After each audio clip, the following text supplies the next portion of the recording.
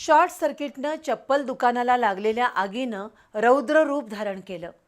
अग्निशमन दलाच्या 2 बंबांनी सुमारे 1.5 तासाच्या प्रयत्नानंतर आग विझवली, पण या आगीत चप्पल दुकानातील फर्निचर आणि चप्पल जळाल्यानं सुमारे 20 लाखांचं नुकसान झालं।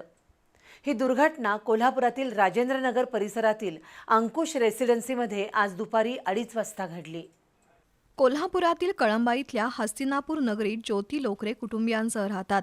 राजेंद्रनगर परिसरातील अंकुश रेसिडेन्सीमध्ये त्यांचं स्पर्श फुटवेअर हे चप्पल दुकान आहे। आज दुपारी 2 वाजण्याच्या सुमारास ज्योती लोकरे दुकान बंद करून घरी गेल्या होत्या।